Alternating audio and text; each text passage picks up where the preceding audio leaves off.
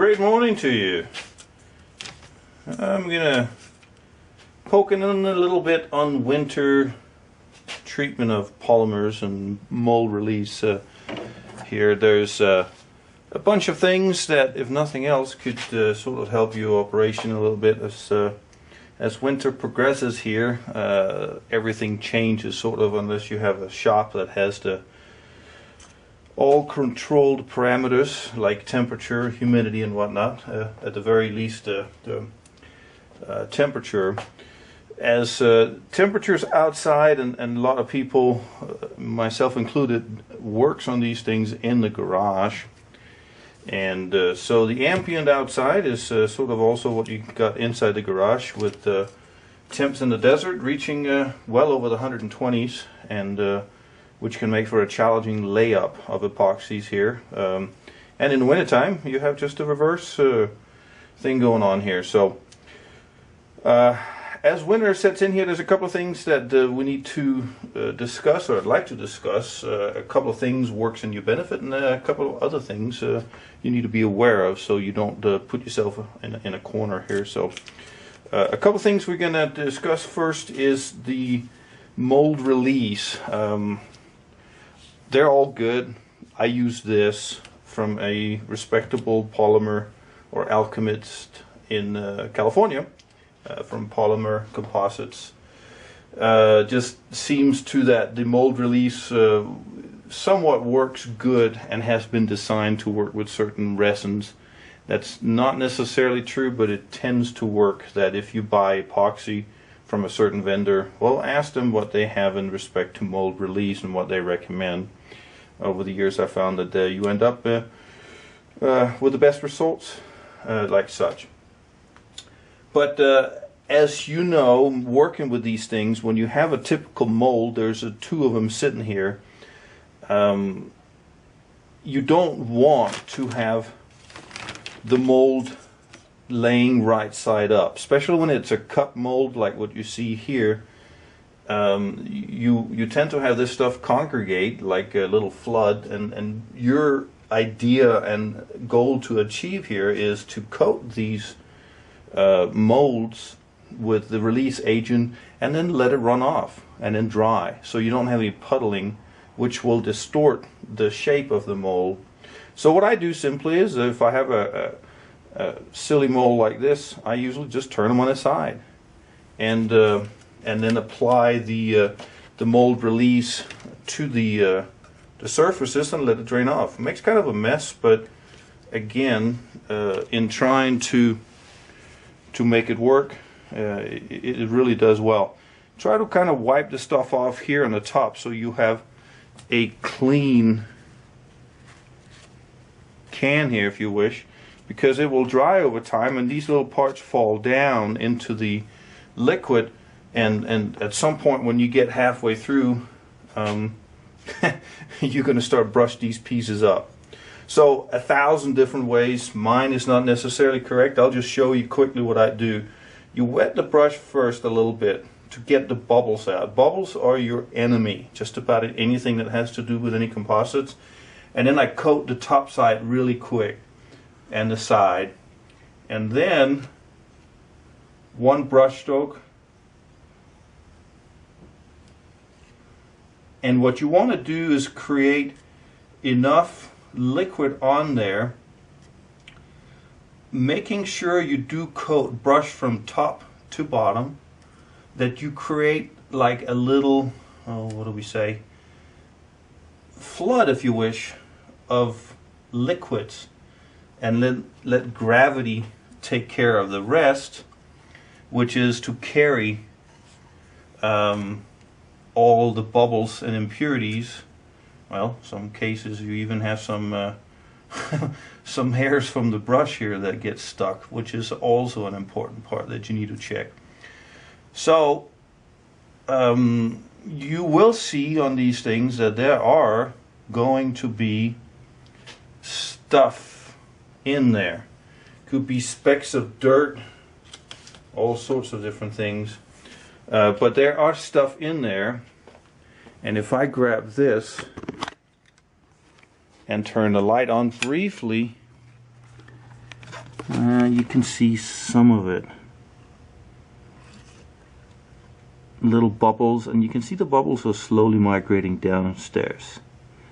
And that is exactly what the intentions here is. So what I prefer to do is keep this cold. If you heat the mold up, right now we have a mold that in the desert is 56 degrees in the wintertime. In the summertime that'll be about 85 degrees. And I actually prefer this in the wintertime because the longer time that it stays liquid, the longer time is there viscosity on the surface, that gravity will carry the bubbles down to the bottom side here. I'm kind of lazy.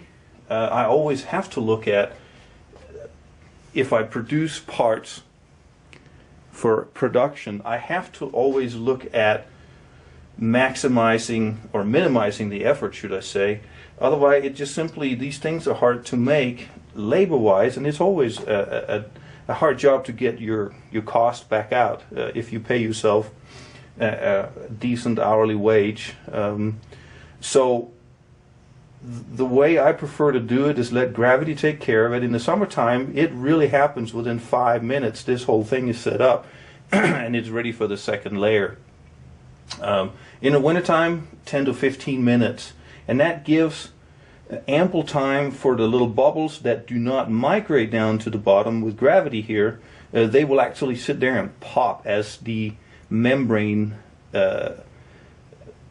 evaporates and gets thinner and thinner, and it makes my job easy. Now I can go somewhere else, come back every 2 or 3 minutes, and what I prefer to do is have enough liquid in the bottom bottle here, or canister, whatever you want to call it, for the second time coat. And then I just simply take the bottom here, slowly use the brush, clearing alongside, and you don't want to do too fast. Because then you're not really achieving anything other than just taking the bubbles, the liquid off. When you go slow like this, you use the brush like a wig, and it will actually suck the liquids out, and on top of that, the bubbles that had drifted down to the bottom and is sort of stuck there, pending what you do. So I like to do that throughout, just kind of removing whatever stubborn bubbles that are down here. It's sort of an experience that you have to get used to, because you don't want to work this beyond its gel time. Once this stuff starts setting up, you kind of make a mess if you start and continue to dig into it. What you also want to do, because then if you dig into it and it's gelled, now your surface that you're about to lay your mold in will be gelled. I also turn the light on one more time. Okay, so we had a battery failure. So where I was at with this is continue to brush on the bottom side here. And when you see there's a bubble, you'll see those little tiny bubbles there. They will literally get sucked onto the brush head, which of course is fantastic. There's always going to be a few stubborn ones, and if you see one, turn the light on and just kind of slightly poke it with a brush. What you also want to do is, I use cheap bristles from Harbor Freight, where they simply sell them by the ton, or so it appears, and they are cheap, but they're throwaways. But one of their main drawbacks is they tend to shed hairs. So turn the light on and just make sure you have no hair stuck in there. Look for the reflection, and if you do, get them out, because obviously you're going to have a piece of carbon fiber with hair in it, and that's not desired. So, and also in the beginning, as you remove the cover of the hair, just kind of pull on it, see if you can yank away any kind of hair that I guess are waiting to go, and it'll buy you some time. So what you want to do is just slowly work the bottom side where it is still liquid. Right now it's been about 6 minutes, and if I starts to brush up here, it will leave a texture, and whatever I lay down of epoxy on top of this, I will see that texture coming through, which obviously is not desired. So you kind of just repeat that for a little bit, and then we'll let that dry for about 10 minutes, and then we'll come back and add the second layer. So here we are. It's been about 10 minutes since the first layer has dried out, and you can't see it, but it is now dried out. So we will just repeat the process here again. The second time, due to the smooth, high gloss surface, and what do we say? When you put the first layer down, you draw very little bubbles as compared to the second time. You just kind of want to watch that. Make sure you don't shortchange yourself on the liquids. There need to be several and plenty liquid available to spread out, because you do tend to draw more bubbles on the second go around here. So plenty of liquids. Yes, it is going to run off, and a lot of people think, well, hey, I'm just wasting this. Well, no, you're not really. The liquid here serves two functions. One function is obviously to coat the mold so you don't have the epoxy stick onto the surface, but the other purpose here also is it transports any impurities away. Not a lot of people think at it like such, but when you work in environments that are, should we call them uncontrolled for now, like a garage where I don't know about you, but my wife and kid, they constantly comes out and opens and need to open the garage, and you always have, like, I work right on top here of one of the carriers for the garage door, so yes, there's always stuff, and once something lands in your mold, when the mold is dry, you just blow it away. When it's not dry, like right now, they're very vulnerable. So I have a system with my wife and kids that if I have a wet set going up here in the garage, they beeline out the front door instead of the garage till this has set up. Again, quickly. Yep, you can see there are a lot more bubbles in there, and then I can see there's one part of the mold over here that has not been fully saturated. So a quickly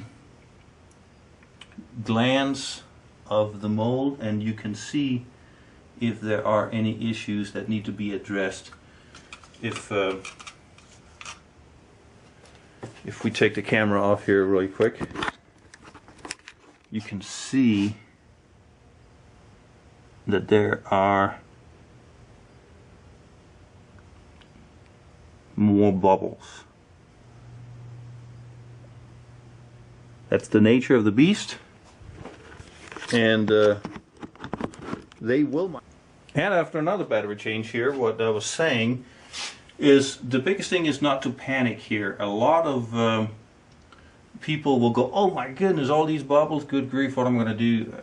Take it easy, let gravity work, and draw those bubbles down, and the remaining bubbles will pop due to a surface retention deficit, if you wish. They will just slowly pop. Might take 5-10 minutes, but if you start messing with it, you're gonna make life a lot harder on yourself.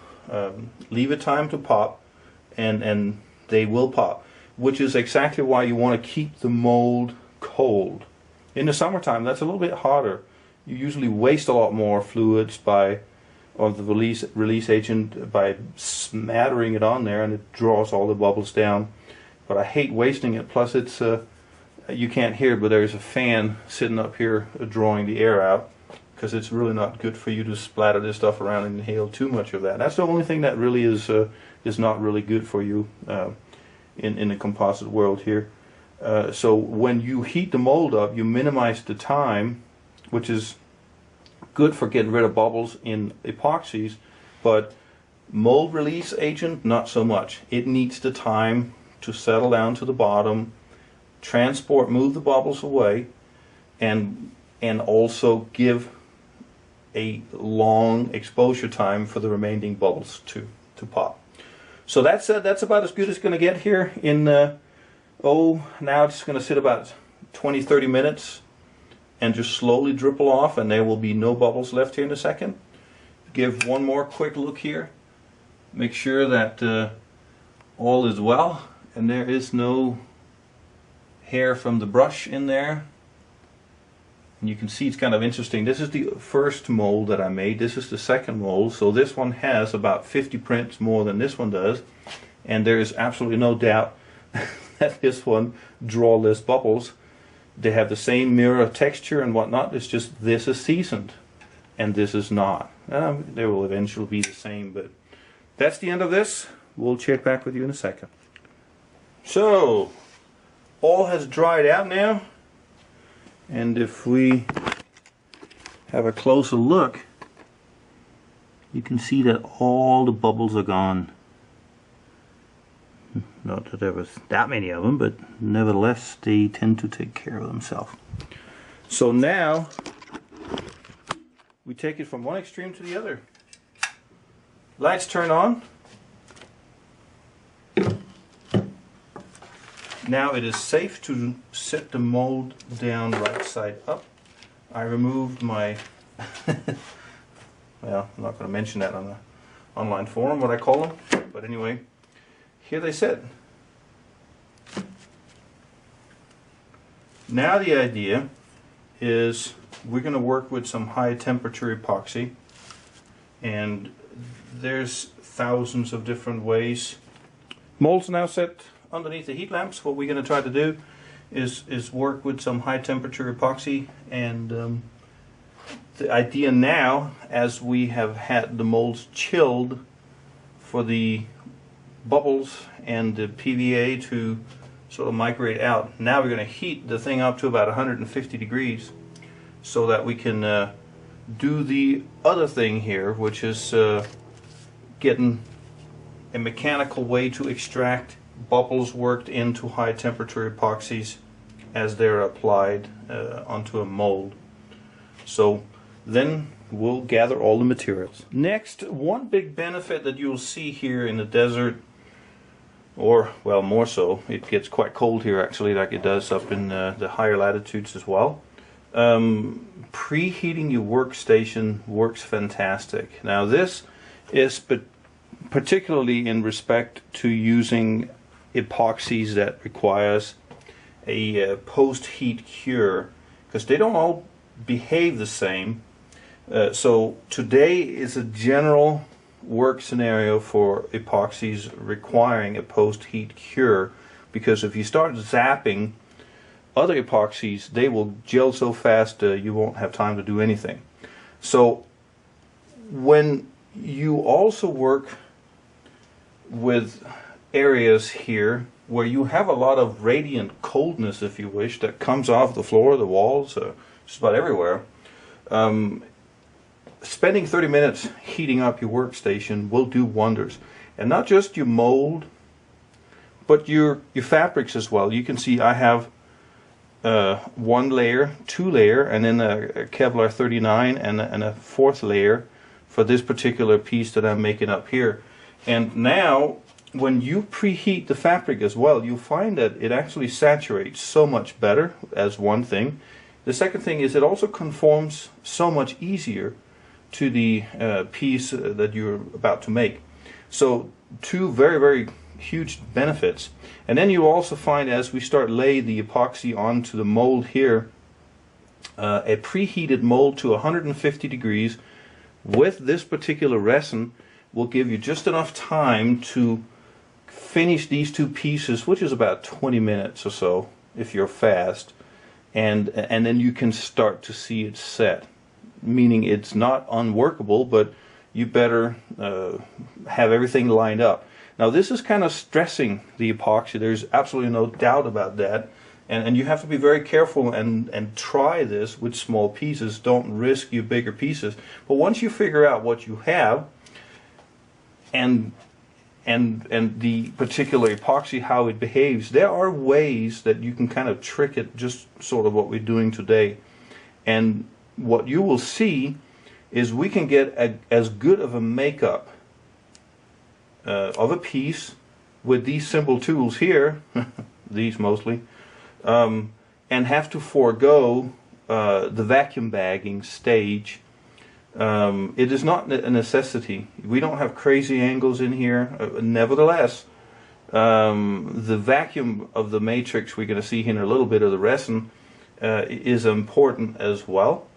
But with cooking the molds here to that temperature, you will see that it facilitates bubble removals very, very fast. So that's set. Onward to the next. Okay, I have then mixed, actually I haven't mixed yet, but I poured 70 grams of HTE epoxy. It has a slightly yellow texture, and as you can see, the resin is on the bottom. It has not been stirred or mixed. I want to show you something here. You can see that if we zap it here, 68 degrees, which is about where my stuff stays in the inside of the house in the wintertime.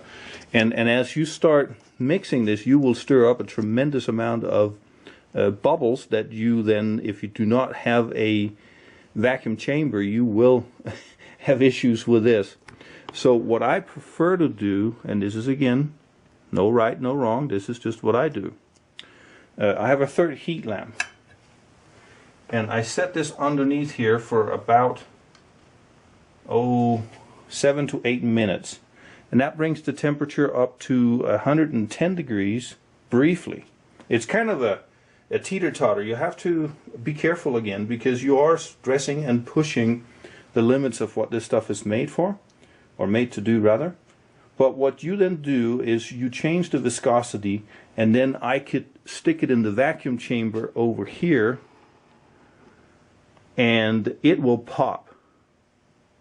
So what we will do is, if I put this in, stir it up right now and put it in the vacuum chamber, that thing will boil over to the point that it's gonna, it'll boil over like anybody ever boiled milk. They know exactly what I'm talking about.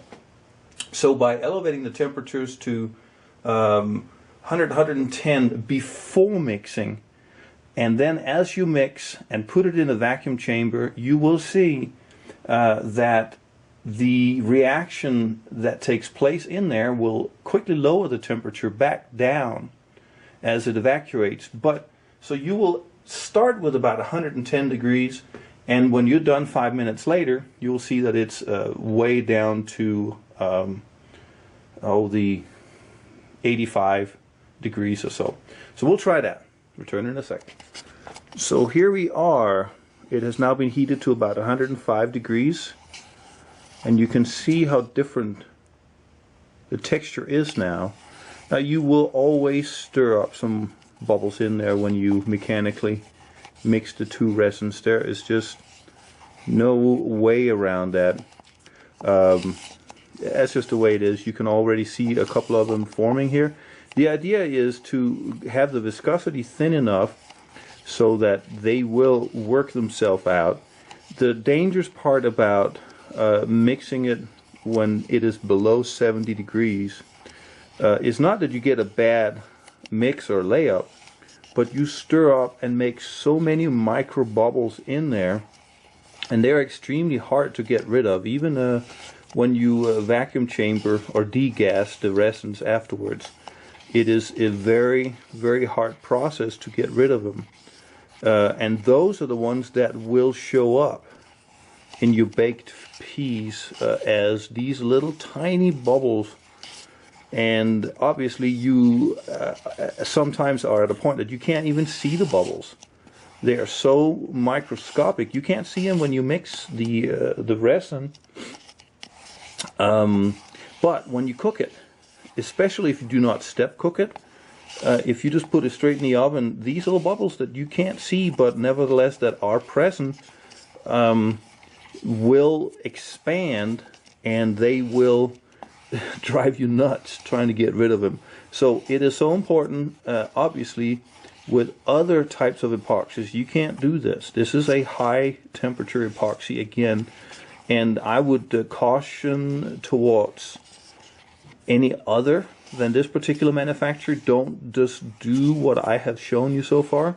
Make tests first, because they do not behave the same way. And even with the same maker here, they will not behave the same way. You can see another thing that I do here, again, trying to have tried different techniques over the years. I know the book says to pour in one, mix in one, pour the whole thing in a fresh cup. Well, that would instantaneously double my cup, what do we say, expansion. And I'm not really, I mean, the cup's not costing much, but I've always said I don't waste stuff, throw stuff in the environment that I otherwise do not have to. And by clearing off the side like this, I don't really get any bad batches or unsettled epoxy. It's a technique you don't necessarily have to follow, but I've done it for years and it works fine with me. So here we are now, and let's see what the temperature is as it is now mixed. Went back down to 87. So now what I'm going to do again, it's still a little cold. I'd like to get it up to about 100. I'm going to set it back under the heat lamp, let it go back up to about 95 to 100, and then we'll degas it. So we'll see in a little bit. And here we are, ready to degas the matrix here. You can see, I don't know if you can, but we'll try to get a little closer here. Trying to work within primitives. You can see that it actually has bubbles in it. So there's not much you can do at this point, except what I want you to pay attention to is as the bubbles start to come up, this will boil over like an evil chocolate milk bunch, and we'll see what happens.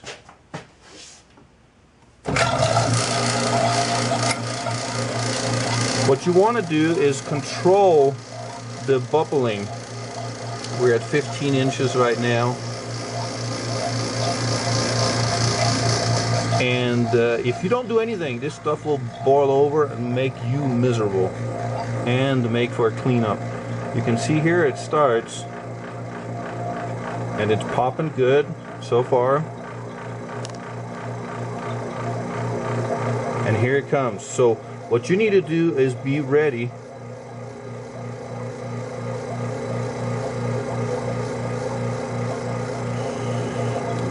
Open up the valve a little. Try to control it, and again,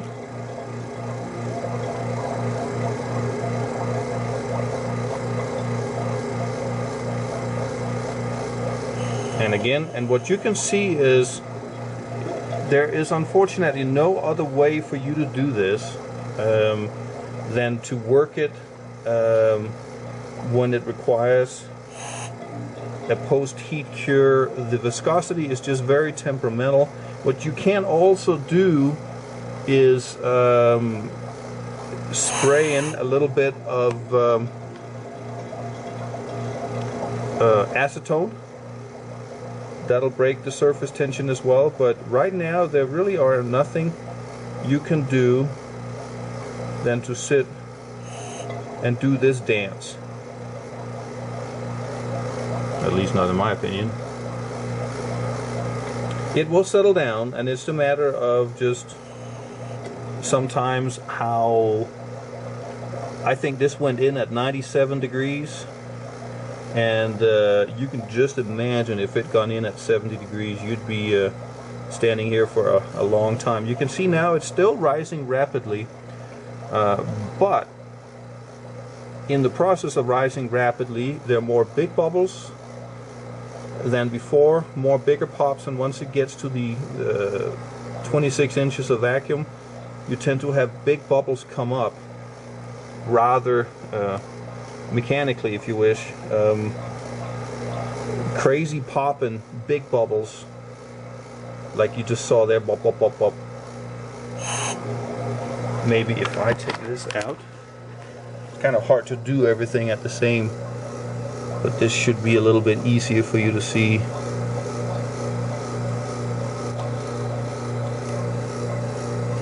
You can see now that it is not quite reaching the brim, which means that you're almost to the point that you can just leave it alone. I'm not venting anything right now from in there. And we're at 26.5 inches of mercury. And you can now see how it's slowly going to retreat. And it's going to sit there and just get less and less and less and less. So that is how you kind of beat the system. If you are impatient and can't wait for this to degas for about 5-6 minutes, then all you can do is squirt in a little bit of acetone. It don't hurt anything. But now you have more violent popping. It's kind of funny to see. And then now you got to clean up the top and the bottom here, because this stuff is going to splatter everywhere the way that goes. So you can now see that's gone down quite a bit, and it's just going to sit there and simmer. All this stuff on the side will continue to pop, and it's going to turn to a more gel consistency, because as you're vacuuming the air here, you will see that it slowly lowers the temperature since the polymer have not started to cross-link and chain up just yet. There's no thermal heat that is just now given away, aiding into any thermal runaway and whatnot. So it's kind of dancing within a very narrow parameter of temperatures here. Everything happening between 85 and 105 degrees. And you're trying to achieve low viscosity so you can degas it. So that's it. We'll turn this off. It'll just sit here and do this for about 5 minutes. This is the part I always enjoy. You can see it still looks quite tenacious, but again, you can vacuum yourself to death here. What you want to look at is, you can see the bottom here. I just turned the pump off, and you can see there's very little popping. When that happens and it becomes a slow event like that, regardless of how many bubbles you have in there, it's time to stop, because you are just, I mean, you've accomplished everything that you want. So here we go.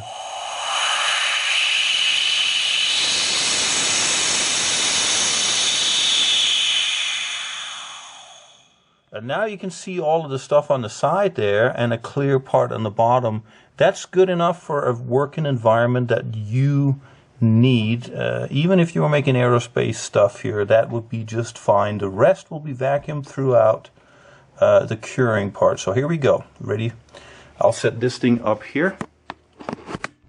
And see you.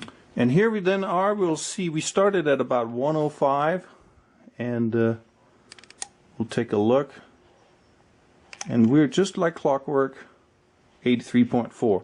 So what the worst thing you can do right now is just start working this. It's thick and not really where you want it to be. So back under the heat lamp it goes, and then it will be elevated to back about 100 degrees or so. Even somewhere between 100 and 110 is where I prefer it to be, because as soon as it gets on here, this left mold being 140, the right mold being 134.8. They're pretty close to where they need to be.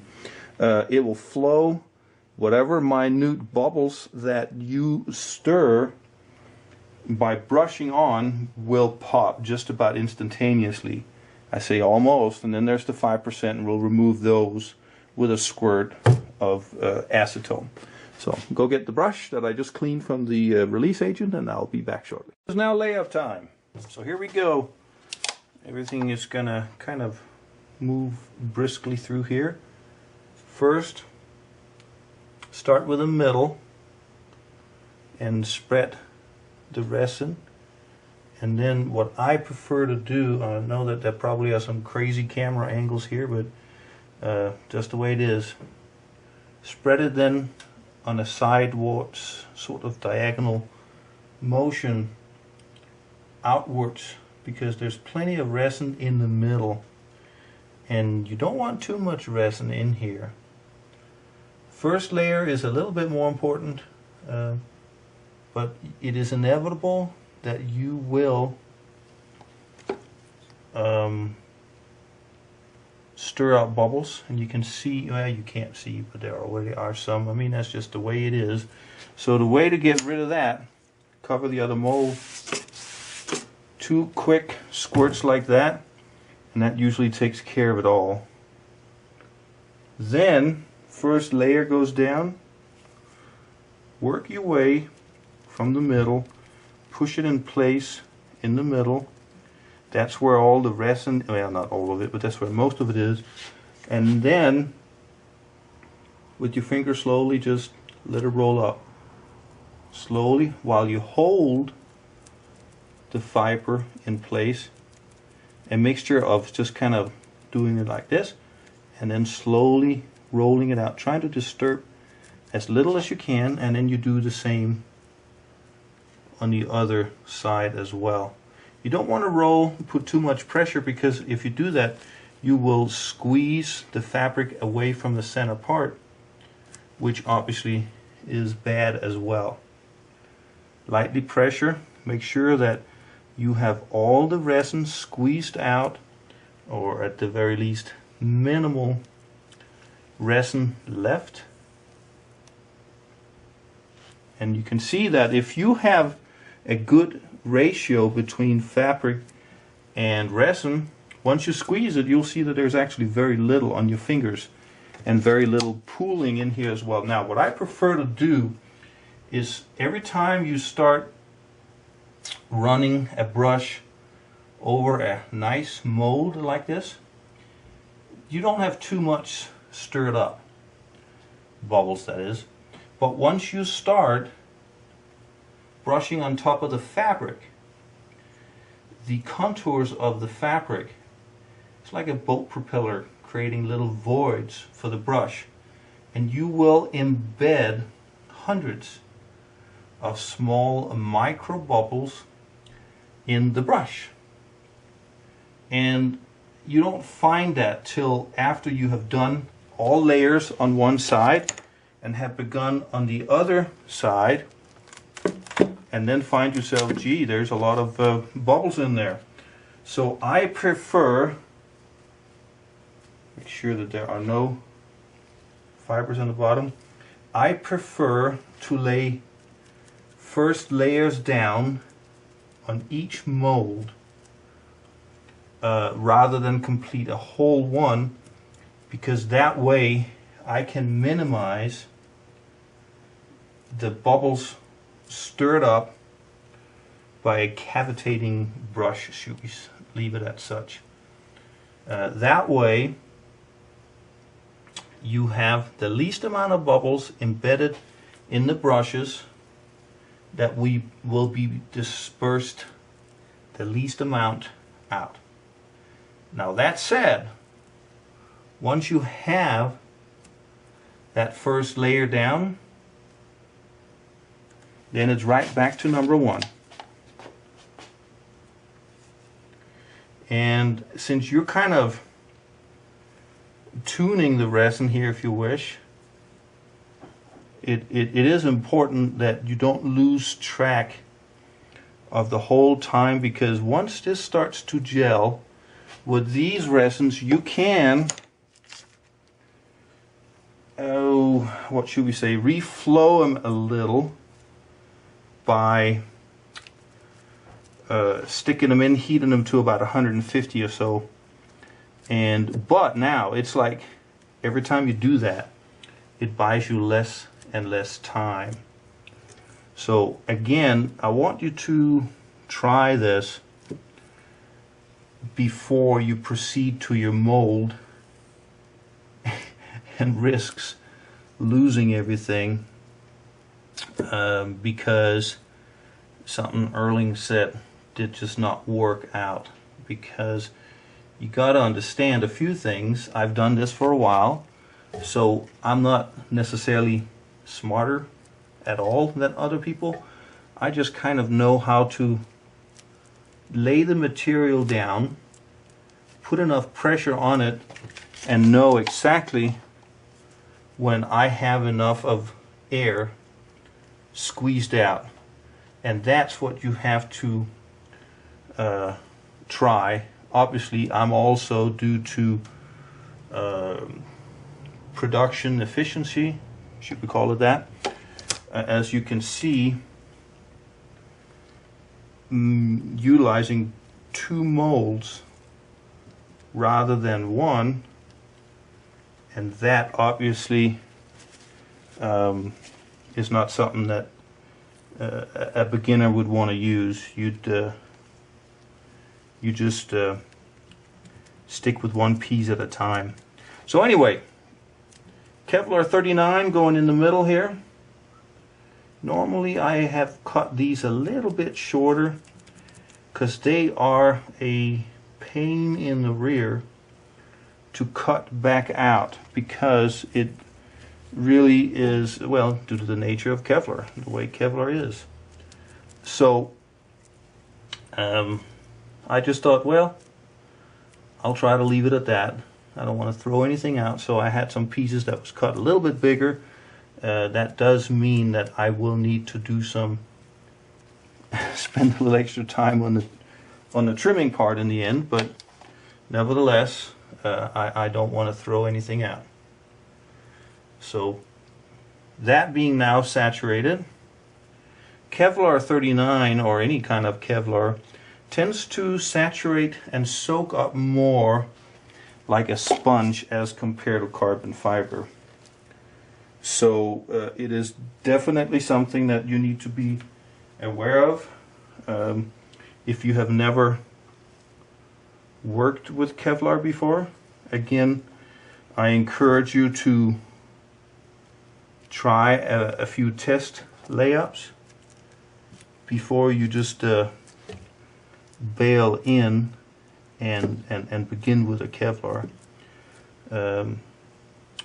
It's easy to have too much fabric, and if you all of a sudden are saying, well, I'm gonna replace a couple of pieces of carbon fiber with Kevlar, well, that's all fine, but you just need to plan on a higher soak ratio, if you wish, of the Kevlar as compared to the carbon fiber, so that you don't run out of resin. Because last thing you want to do is find yourself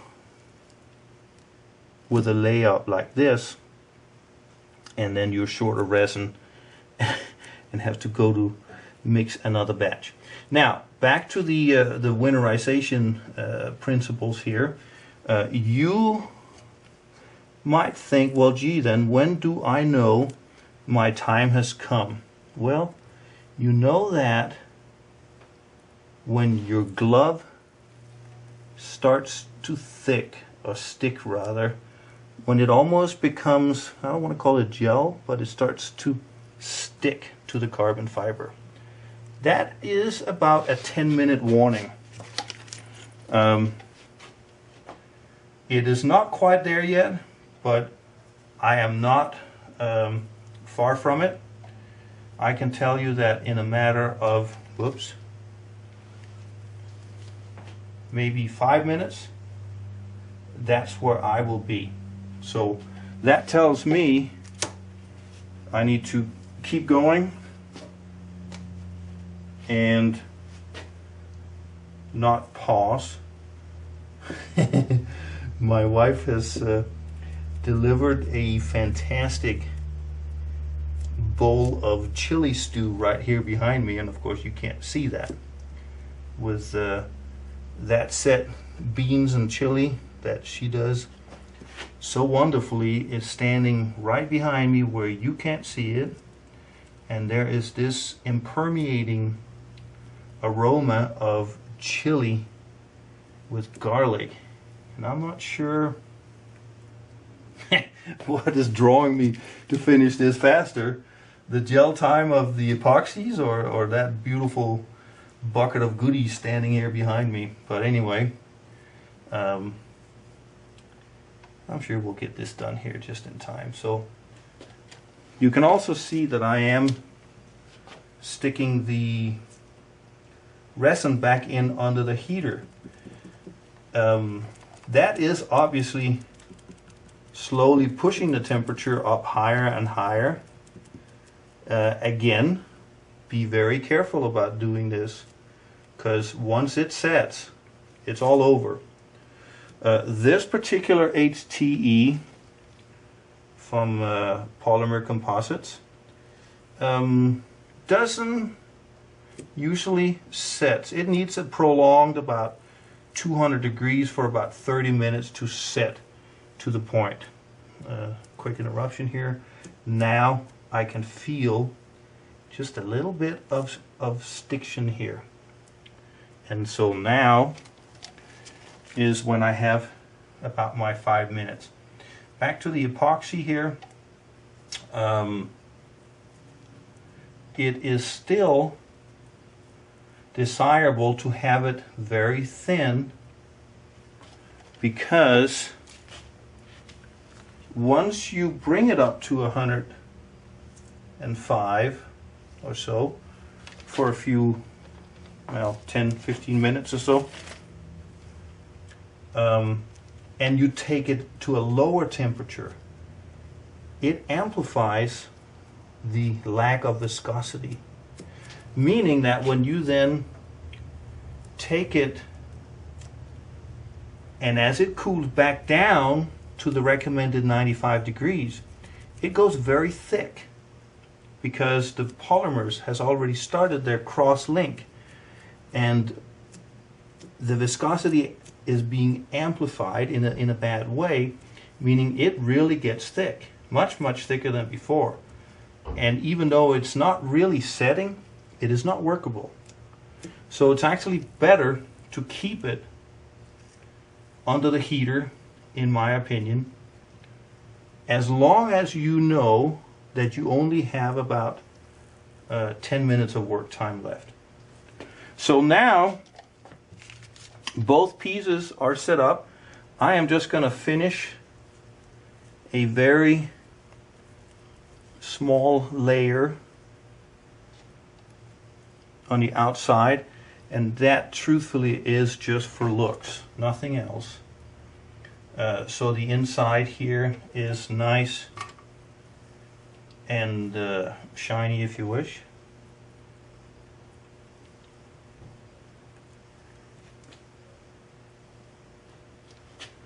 All the resin is now used up.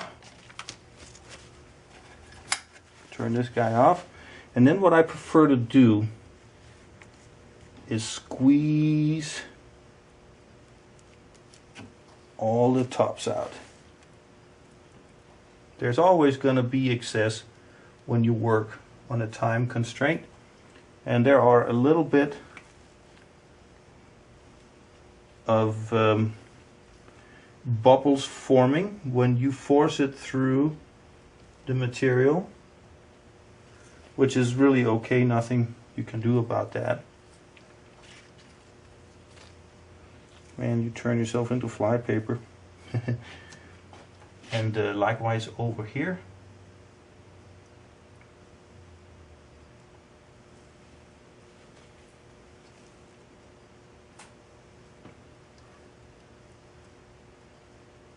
You put medium pressure on, not too much so you start to move the material. I can really see it now that it's starting to set. You can see that even saturated pieces here are starting to stick. So from now on, when that time happens, in the polyester world we would call that gel time or gel over, or referring to a gelling. Well, epoxies don't really behave in the same way, so I'm not sure we can carry that phrase over, but the important part is for you working with this, that this is what you then recognize as a be very careful what you do time, should I say.